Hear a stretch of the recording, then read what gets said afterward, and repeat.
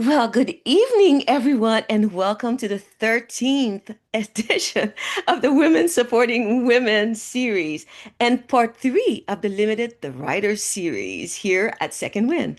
Hello, my name is Nadine, Marie Nadine Gaston, Nadine for short, and I am the founder of the Second Wind Facebook group for women empty nesters who are finding new purpose by reconnecting with their passions and dreams and putting joy back into their lives after the kids have left the nest. So, tonight we continue to empower the writers of the Second Wind community to share their personal stories, their gift of writing, and to entertain us with samples of their beautiful work. As you know, I started the Women Supporting Women series to provide an additional space for the women of this community to showcase their talents, their passions, their projects, their businesses as a way to build their confidence, as a way to build their partnerships, sell their services, and just provide new ideas and new opportunities to the women who might still be looking for their new purpose in this new season or are simply learning to navigate this new season of their lives. So, the Writer Series happens every Friday through February 27th, and tonight we have the pleasure of talking to a very accomplished young lady, Melanie K. Kitzan. Hi, Melanie. Hi, Nadine. Thanks for having me. Oh, absolutely. Melanie Kitzan, PhD, is a writer drawn to open roads, second chances, and the natural world. Her forthcoming memoir, Carry On, explores solo female travel. She writes educational stories about foster dogs that illuminate the bonds between people and animals and creates children's books of science and nature poetry that invite young readers into deeper relationship with the natural world. Welcome to the, WSW Thank you. platform, Melanie. I am so excited to have you here as the subject of solo travel is one that fascinates me. So, thank you. So, just start it off, Melanie, if you could please just tell us a little bit about yourself, your family, and where you're from. Yeah, sure. I grew up in North Dakota, and I was the first woman in my family to go to college. Historically, my family was agriculture farming based. My extended family is still all there. And I went to University of Minnesota and I got a biology degree, and then went on to the University of Nebraska where I got my PhD. And then from there, I moved out to Portland, Oregon, for my law degree. So it was a lot of school that I didn't know that I was going to do and didn't really plan to do, but that's just sort of how it all took shape. So I am an attorney in biotech. I work for a company in the San Francisco Bay Area. And I have three grown children now. I was a single mom with them when they were ages 3, 5, and 7. So I Mm. went through a long, long time of sort of trying to find myself in the overwhelming responsibilities of family and career. And that's really what gave birth to this book and that is going to be launched this year. So Oh, this is wonderful. I am so impressed. I don't know if anybody else is impressed with this woman's accomplishments. My goodness. It's like you got the degrees that everybody else in your family didn't get. Ellen, this is wonderful. So, how long have you been an empty nester, though? And what was the biggest challenge for you? yeah, I've been an empty nester for 2 years. And for me, the biggest challenge was sort of that absence. I think as women, when we have our families, we fill so much of our time and energy and focus with our family schedule and our family's routine. And it's really celebrating, what the kids are involved in, winning the soccer games, getting the awards at school. Yeah. And when they go off on their own, I love that for them. And I had, really tried to empower them to be independent, self-sufficient people, as they grew up. But then there's also sort of that, wow, there's not that connection anymore. And there's also that not an inability to sort of feel like you're protecting them all the time, which I think every mother feels. So it was a big transition for me to let go and to focus on myself more, which I think is something that is very common from my friends that I've spoken with as well. Yeah, that's one thing that mothers find it challenging, to focus on themselves because they're so used to taking care of their children. And suddenly when the focus is on you, you're like, what? You know? So That's right. And sometimes you don't even know what you enjoy or what you want to spend your time with. And I think I went through a little bit of that after my divorce, which is yeah, what sort of got me into that travel. And it's sort of that question of, what do you want if there's nobody else to take care of? And sometimes I couldn't even really answer that question at first. yeah, yeah, I can imagine. But let me ask you one question before we move forward. How did you find Second Wind? How did you find us? I have been on Facebook looking for groups of Hmm. women supporting women. I think that we form really important communities. And I think, Hmm. especially at this time of life, I'm looking out for this is a huge transformation for me, just, in my career and in my personal life and just in my own health. And I think, we all need that community. And this provides a wonderful platform. And I have to say thank you to you for providing us with this space to Oh, my share with each pleasure. other and to support each other and to be part of each other's lives in this way because this is one of the really good things that's out on social media right now, and it wouldn't be there otherwise, right? So I'm glad that we were able to come together, and I'm very appreciative of meeting you and your project, your community. Oh, thank you so much, Melanie. That gives me great pleasure. I'm a fellow writer, so I was just waiting for an opportunity, to have a special series to honor the writers of this community because there are at least 50 writers in our community, so I'm just be so happy to be able to showcase at least five of you. That's wonderful. So I was going to ask you what you did for a living, but I think you mentioned that. You said that you're a lawyer in biotech. Uh, Tell us just 30 seconds. What's that all about? I manage the legal affairs. Some of it is very similar to mothering. Some of it is herding cats. We do contracts. I started out as a patent attorney, so I'm Mhm. heavy into the IP and the IP role there. So, really all aspects of just running the organization from a legal perspective. Okay, very good. So, in the middle of all this, Melanie, how did you just discover your gift of writing? I mean, how you know, did you first experience it? I think it's always been, and I hear this a lot too from folks, it's always been something I loved and something that was sort of my place to just process life, understand life, and Mm. connect with others. And I've always been a really big reader as a child. That was a place where I could go.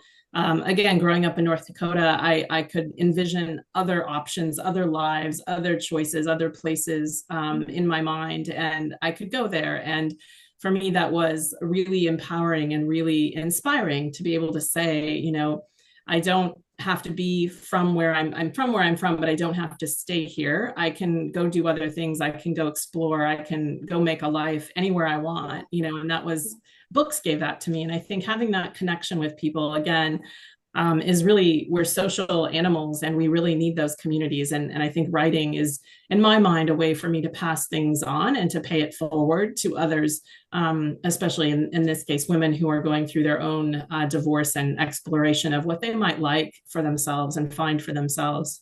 Yeah, I love the way that you say that books allow you to travel because I'm an only child.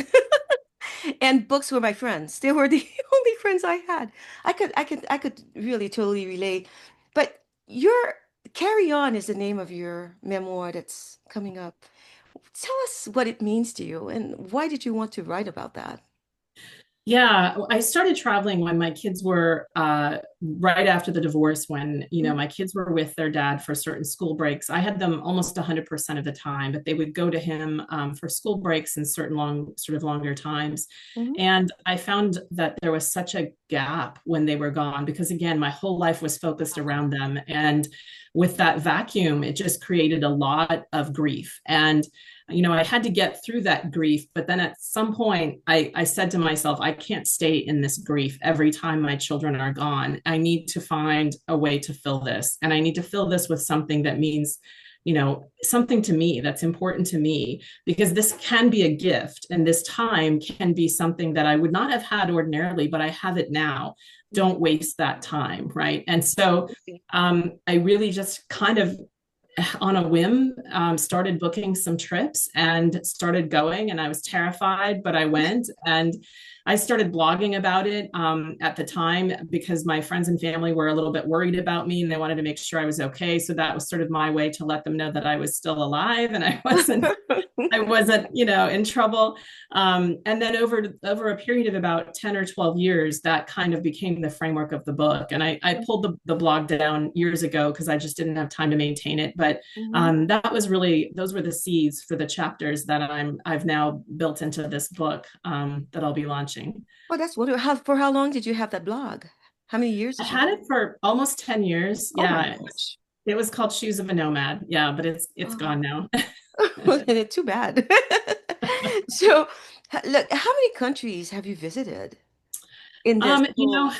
at last count, it was right around 25. I'm not so much a country counter because I've been back to several countries and see Okay. different things and explore different things. Hmm. Mostly I was concerned about the time element because at most I would have a week without my kids. And so I Okay. could, I had sort of a limitation Mhm. geographically. I live up in the Seattle area. So wherever I could get and have a decent amount of time, and a lot of my friends at work would say, "Oh, that's never enough time to go see whatever country." And I said, if you don't go, you don't go. And Yeah, I'm really glad looking back on that time that I took what time I had and I went because I have all of these memories and these great stories.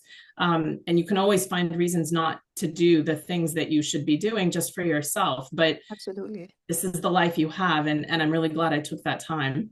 That's wonderful. So, can you tell us a couple of countries where you've been? Um, and what was your favorite place and your favorite experience? Oh, I don't write about this really too much in the book, but I would say my favorite experience was going up to Churchill, Manitoba, in the north of Canada, Oh, right on Hudson Bay. Is a small little town. It's become a little bit famous now, but at the time I went, it was not famous. And there are polar bears in town, and there are oh, beluga whales in Hudson Bay, and you can just come pop right in. And one of the first days I was there was the most magical northern lights. The sun oh, was setting and the curtains were just dancing, and I've seen northern lights having grown up in the northern plains, but nothing like that. It was just okay. spectacular. And I think if I didn't know what it was, I probably would have been terrified of it because it was just so intense and so magical. Yeah, And I think being able to see, that edge of nature and where people live in this place that is so still very wild was a really, really special experience. yeah. Well, the Northern Lights it's on my bucket list, by the way. But I want to do it in Norway, and I understand you went to Norway, and I solo traveled to Norway as well a few years back. Tell us about that. Yeah, I loved traveling to Norway. I think it was a very safe place. It's very clean. People Mhm. were very friendly. I loved the pace of life. I felt like people really are very community oriented, social oriented. Everywhere I went, people were out walking on trails and laughing and having a good time. And it just seemed like a really nice Wholesome. culture. Yeah, very nice culture. Exactly. Yeah, I loved it. So, could you read for us one of your favorite passages from your memoir? Sure, I will. And this is actually this was a chapter that um, was sort of the time when I finally had the epiphany that I need to do something for myself. And so this chapter kind of goes through the crux of that pivot point from Mhm. my divorce and kind of overcoming the grief to the place where I sort of said, okay, it's time I have to do something. And so this is called After the Fire. Okay. Shortly after I moved into my new home, a friend invited me to a bonfire at hers. Over a decade earlier, we had met in a mother's club, a smattering of exhausted women from all walks of life, with babies and toddlers who met up at parks and each other's homes where we could. We shared the pain of sleepless nights and worry that we might be failing the tender green shoots of human beings the universe had entrusted to us. What did the universe know anyway? We came together wearing clothes we had worn since yesterday and hair stuffed under baseball caps. We were in the trenches and had no time for vanity. We barely had time for sleep. Several women from the Moms Club greeted me that night when I rolled up the driveway to my friend's acreage for the fire. We were all told to bring marshmallows, hot dogs, and any papers we wanted to burn. Oh, I've got some papers to burn. I needed a wheelbarrow and 4 trips back to my SUV to haul over the white banker's boxes I brought. Under a bright blue sky, I came to the altar to turn it all to ash. The fire was a good 5 feet across, framed by a brick circle in the grass like a fairy ring, abrasive and heavy in the tender green lawn. A few people brought old tax records and ribbons of receipts. I stood in my bean boots, my divorce papers all around me. Knee deep in court orders, emergency hearings, and depositions, I took one last look. Had this really happened? The hot battle of words, once as sharp as broken glass, had cooled to gritty sand. Who was I then? Who was I now? We were married in a garden in a Civil War era house in Omaha, Nebraska. My husband and I made promises to each other with certain risk and uncertain love. We had already questioned whether we should go through with the wedding. The arguments were frequent and frenzied, with fierce words followed by silence. But once the wheels of wedding planning began to turn, the inertia felt unstoppable. We chose rings. He wore a tux. There was a vanilla cake with raspberry filling. I watched it happen as if it could still easily be undone. Mm. The day was warm with amber September sunlight. What a beautiful day. More than one friend offered to whisk me away with so much as a nod in their direction. Just say it, Mel, and I can have the car around in a minute flat, my best friend offered. But standing in that lush garden in a beaded dress beside a handsome man, I could not interrupt the narrative. It was what I was supposed to want, what I was supposed to do. But where was I? What did my heart want? I didn't date much in my 2 short decades of life, and I found someone willing to be with me, someone whose life I could mold my own around and be content. Wasn't that what every girl wanted? Wasn't that enough? Big decisions take courage, and so did this one. We said yes to each other, to the future, and to the storm on the horizon. We bought a house, a 1950s Rambler with a tuck-under garage across the street from an elementary school. Tall oak and maple trees shaded the yard, and I planted a garden out back. When we were stripped of the wallpaper in the kitchen, we uncovered mistakes beneath, like the ones we found in each other. Everyone struggles. Relationships are hard. It's worth it in the end. End of what? One Friday afternoon, with my husband away on a business trip, I stepped out of my paint clothes, slid red lipstick over my lips, and brushed my hair. Lipstick always gave me confidence to do something I wasn't sure I should do. I drove to the edge of town and sat in my car. My heart ached with loneliness. Was I really ready to go through with it? Come on in, said a tall man with kind eyes. You're welcome to have a look around. I saw a thin, blonde dog in the corner, averting her gaze. I walked up to her and sat down quietly. She sighed and leaned into my shoulder. Her coffee brown eyes looked past my pain and met my gaze. And in a single look, we made promises to each other of love and commitment through whatever might come. I'd never felt so seen as I did in that single moment. She's a Great Dane mix, the shelter volunteer offered as he came over. A stray, been here a couple weeks. I ran my hands over her wooden frame, fur stretched tight like fabric across her body. She was beautiful, peaceful, content, and so full of love. Daisy, I whispered, and that night I took her home to live with me forever. We had 2 children in short succession while I was in law school, a blur I barely remember. I studied for the bar exam with a newborn and a toddler. I loved those 2 divine beings made from sugar and fire. They were the gift of the fraying marriage. They were worth trying to hold it together. Still, we fought. And when we stopped fighting, we stopped talking. Divorce wasn't an option. My parents said it was a sin. His parents said we couldn't be those divorced people, even though they were. We became hostile roommates bound by a legal contract and our children. I planned birthday parties. He took the kids to the park. I walked the dog. He mowed the lawn. We danced at the masquerade ball, smiling on the outside and crying when the other wasn't looking. I was pregnant with our 3rd baby when he said he was online dating. What? But I don't want to lose you, came his voice in the dark, or this life we have together. Wasn't it already gone? His mental health unraveled and he quit his job. I urged therapy for him and for me. I poured myself into the babies. I couldn't take care of him anymore. How do you help someone who is trying to find himself without being pulled into the rip current yourself? The end of the marriage was inevitable. Like a tree with 2 limbs, we had grown apart. We shared the same family structure, but we were living so far away. I was terrified to pull the string to unravel my life and the only life my children had ever known. I did not want to be a single mother. Yet with 2 young children and a 3rd on the way, I felt like the ice had already cracked. Now, staring at the bonfire, my face was hot and smoke washed over me. I fed the hungry fire page after page peeled from the boxes. Friends stepped back, quietly watching the cleansing ritual. Paper ignited, creating puffs of smoke that hung heavily before my face until finally drifting upward and disappearing above the fire. I heaved an entire box of paper on the fire, shaking it out as it resisted its death. Flames retreated, then surged forward, biting at the edges of the sawtooth pile before devouring it. White paper turned to ash, lengthening into feathers before vanishing. Heat burned my face, the heat of anger and shame and fear. The fire consumed the transcript of his lies, my tears, his deception, my rage, and my attempt to pacify him, all of it becoming ash. My knees buckled and I sank into the grass. Smoke rose into the sky, 10 feet, then higher. Tumbling like kites, the flames licked the paper ash. I lay back and let the earth hold me, breathing wet grass and burning paper, the smell of freedom. A jet cut through the blue plate glass sky above, leaving a long white trail that looked like a bridal veil in its wake. Where are they going? I wondered. And then quickly I answered, away. They're going away.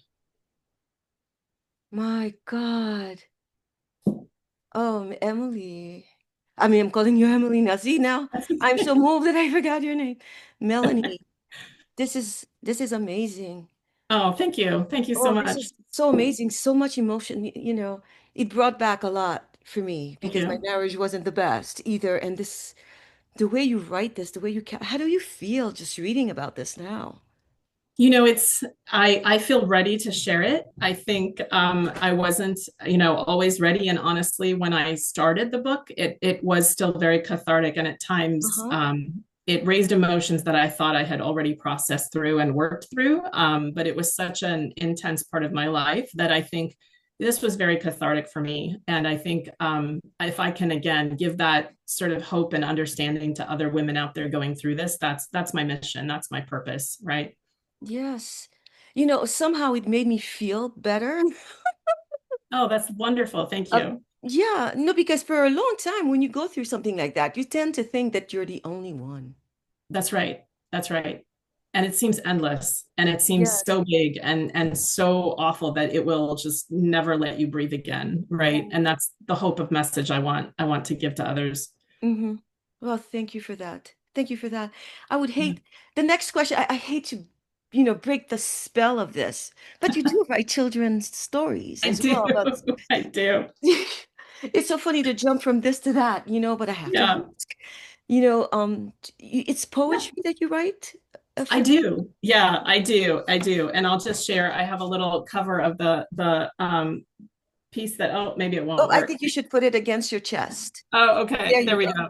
Mm-hmm. And that's just the first page of it. It's just a little book that I've started. I'm still Hmm. working on the formatting, but this one is called When a Bear Becomes a Tiger, and it's about a woolly bear caterpillar who becomes a tiger moth. And so it's a very short book of poems and a workbook that goes with it. So I'm planning to make that into a series. This one is set in the Pacific Northwest, and then the next one I'm working on is in the desert Southwest of the United States. Yeah. Oh my goodness. Such an amazing woman you are. So, so I understand that you have a Thank you. master's in English as well. You I know. do. And, that was a later in life situation. I only got that 3 years ago. And it was Okay. partly to test myself to see if I really wanted to spend more time focusing on this, because that was right when my youngest was going off to college. And I thought, if I really want to do this that I've done for a long time, I want to make sure that I like the reality and not just the idea of it. And so I did do that, and I loved the writing assignments. It was like I was back in high school again, or college, and every time we had an assignment I would end up writing way too much, and I would have to scale it back because Yeah. I would just get carried away, and I was like, this is the right thing for me to pursue.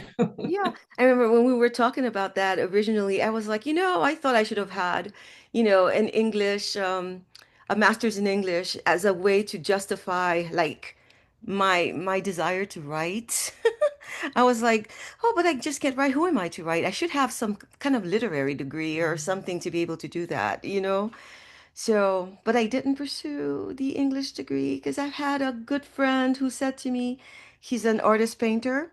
He's the father of of one of my very best friends who says the imposter syndrome always sneaks in, regardless of what you do.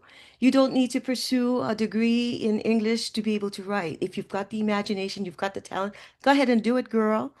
And that's really what empowered me, I think, to start writing. But I'm still, but since our last conversation, I've been scratching my head though, Melanie. I You know, really have. You've inspired me. well, thank You you. But have. I do think that's good advice. I wouldn't let that stop you. I Hmm. think we all have imposter syndrome, and Uh-huh. for those of us who haven't published books yet, even though we've written them, it's sort of like, oh, well, I'm not a real writer until I get a book published, and then it's like, oh, I'm not a real writer until I hit the best-selling list of Yeah. whatever kind of list you want to make, right? And we always move the goalposts on ourselves to kind of justify why we are not quite there yet. And I think we need to Right. put all of that down and just do it and just enjoy it and just take the risk. And I mean, I think there's so many stories of people and successful, hugely, famous and successful authors who did other jobs before they came to writing and Right. didn't necessarily have any formal training. I think Yeah. that's, absolutely no reason to think about it. But I totally get that we do that to ourselves sometimes. Uh, We're our own worst critic, right? whew, let me tell you. So I would be remiss, if I didn't ask you, Melanie, because Second Wind is all about dreams. I would be remiss if I didn't ask you how important do you think it is to have dreams? Oh, I think it's one of the most important things that you can have. And even as we go through the different phases and seasons of life and age, and I've found I have new dreams now, and I've Mhm. let go of some of the older dreams, or I've satisfied the older dreams, or I've realized it's not as important anymore. And I think it's really important that we have something outside of ourselves, that we can invest our time and our energy in, if that's something we feel like it's our purpose or our mission in life, or where we have a calling for something. Those things are really important. I think they keep us alive in a way that is something more, than career or other focus. It's really important that we have that life force, I think. Absolutely. Thank you for saying that. That's wonderful. So if you had, what would be your advice to the women of the community? I would say if you really want to write that story, write that story. Yeah. We need that story. You have a unique story.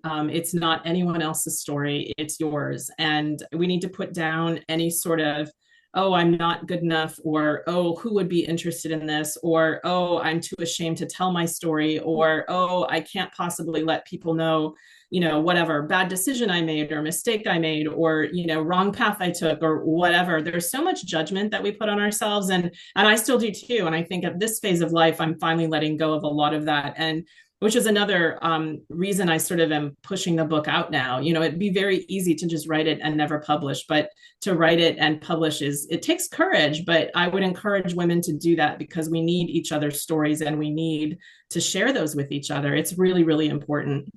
Yes. Oh, thank you. That's one thing I've been always vulnerable in my writing. I really don't care what people know about me because I always feel that this experience could serve someone else. That has been, for me, one of the things that's not a fear that I have, thank God for Wow. me. You But have a lot of courage. You have a lot of courage, I've because been told, it's hard for me to tell my story, but yeah, I'm getting more used to it. yes. Oh, and so you should. This is wonderful.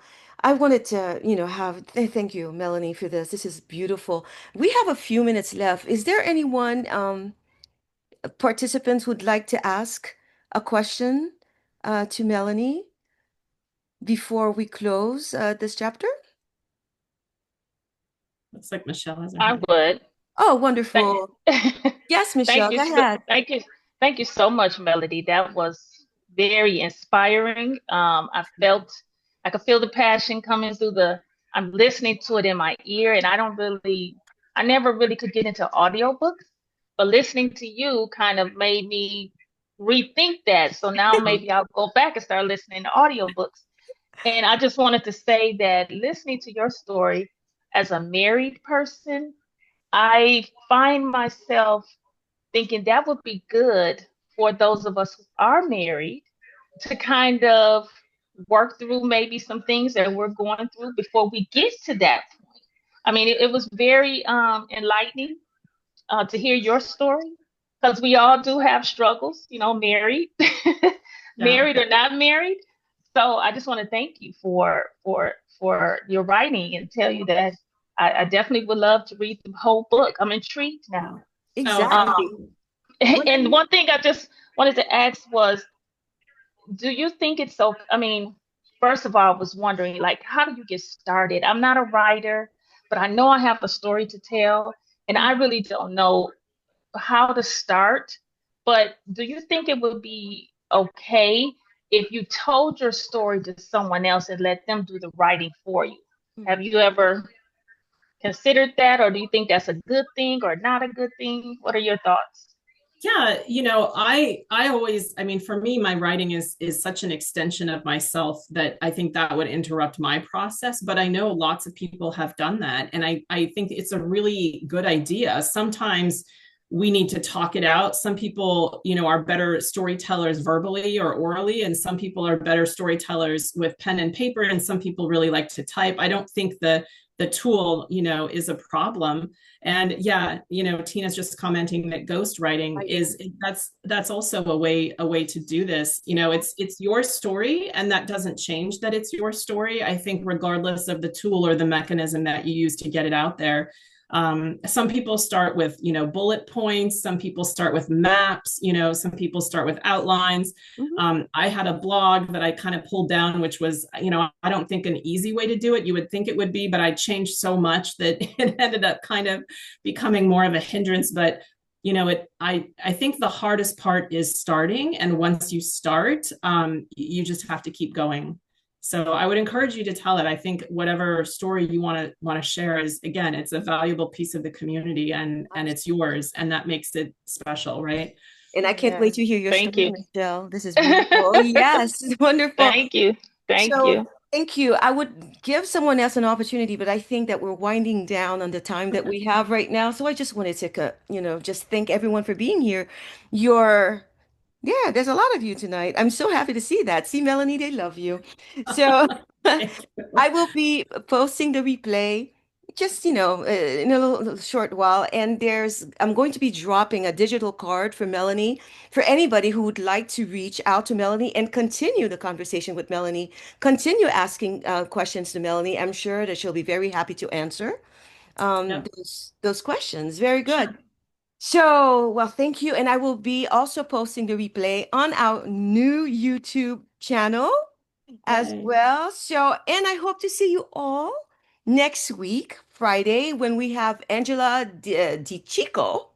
I hope I pronounce her name properly, with us next week. And that's going to be another fabulous story, personal story as well. So thank you guys for being here. I appreciate it. God bless. And like I say always in Second Wind, keep dreaming, dreaming big. Thank you so much. Thank you. Yes. Bye bye. Bye Thank bye. you. Bye bye. Bye bye. Oh. Bye bye.